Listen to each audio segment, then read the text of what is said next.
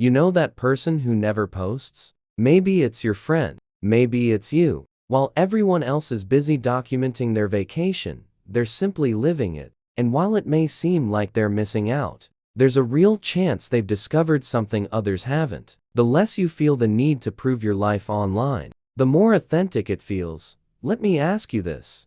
When was the last time you actually posted? And when was the last time you almost did, but stopped yourself?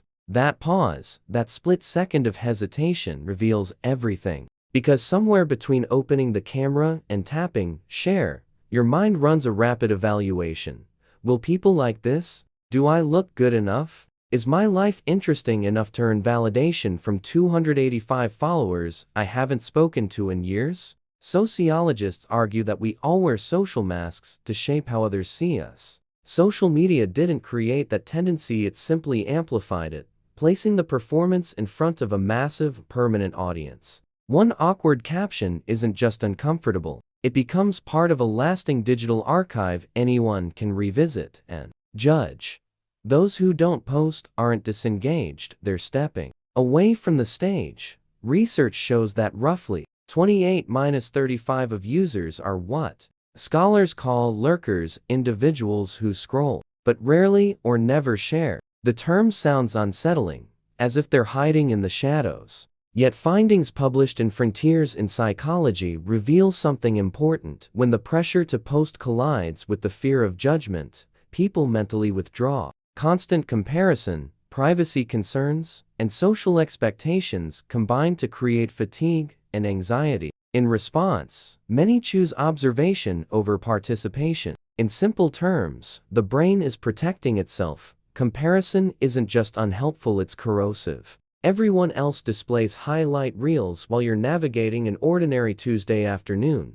Psychology offers insight through self-determination theory, which suggests that people function best when they feel autonomous, free from external pressure. Social media operates in the opposite way. It's a validation system where self-worth is quantified through likes and reactions. People who don't post aren't antisocial. They're preserving their autonomy. They're saying something simple: my confidence doesn't depend on strangers behind a screen. Studies indicate that people who feel secure and don't crave external validation rarely feel the urge to broadcast their lives. Their self-worth isn't measured in likes or comments. They scroll to stay informed or connected, but they remain silent because they respect their own limits. Think about someone you know who barely posts. When you meet them offline, are they unhappy? Isolated? Usually not. Most of the time, they're perfectly okay, sometimes even thriving, because they're experiencing life,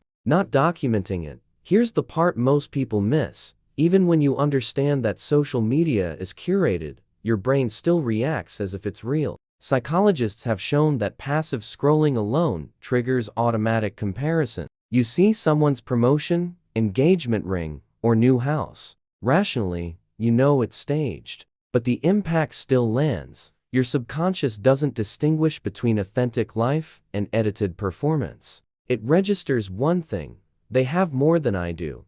People who choose not to post sidestep this constant mental assault, not out of fragility, but because they recognize the system is stacked. Why enter a competition where everyone else controls the lighting, the framing, and the narrative? There's also a group who devours YouTube content yet avoids Instagram or TikTok entirely. They'll watch a 3-hour video essay without hesitation, but skip endless photo dumps. Why? Because YouTube doesn't require them to perform. It allows consumption without social exposure. No one monitors whether you hit like. No one questions your silence. You're simply watching, learning, or being entertained. It's content without the pressure. Engagement without scrutiny, all the stimulation, none of the anxiety. They found the loophole, and there's still another layer to this.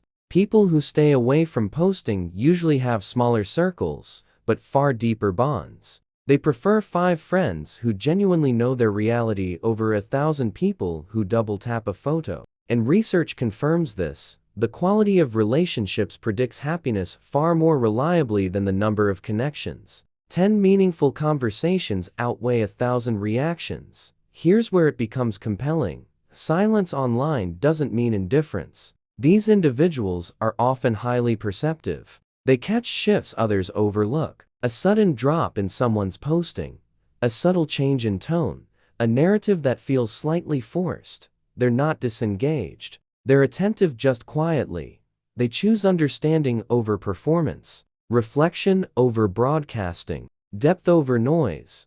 Psychologists distinguish between two forms of self-awareness: public self-consciousness, concern about how you appear to others, and private self-consciousness, attention to your own thoughts and values. People who don't post tend to lean toward the latter.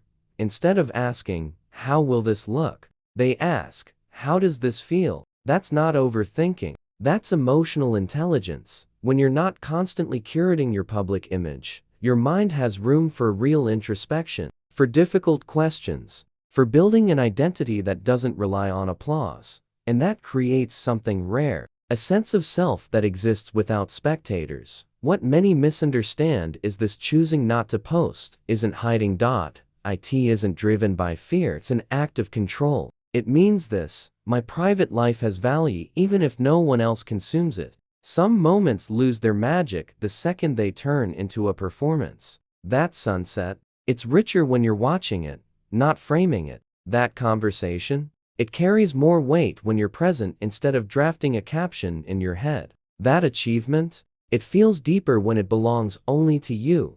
Researchers have found that people who rarely post often demonstrate higher levels of self-awareness and reflection. They're less vulnerable to the emotional swings that come from attaching self-worth to likes and comments. They're thinking long-term. Here's the paradox few people mention: the very qualities that keep someone off social media, autonomy, introspection, inner security, are the same qualities platforms promise to deliver: connection, belonging, self-expression. Social media claimed it would unite us. Instead, it built a performance-driven culture where authenticity became rare. Silence started to look suspicious. Posting 3 times a day became normal. Saying nothing became strange. Those who step away aren't rejecting connection. They're rejecting the conditions attached to it. They're saying, "I'll connect, but on my terms, in real time, without turning it into a spectacle."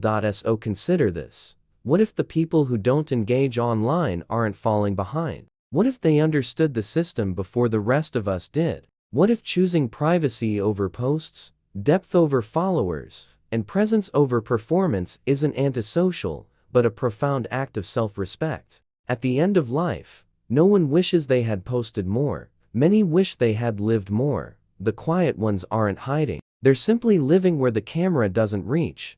If this resonated with you, subscribe. And if you'd like to support more thoughtful deep dives, tap the join button and become a channel member. I truly appreciate your support.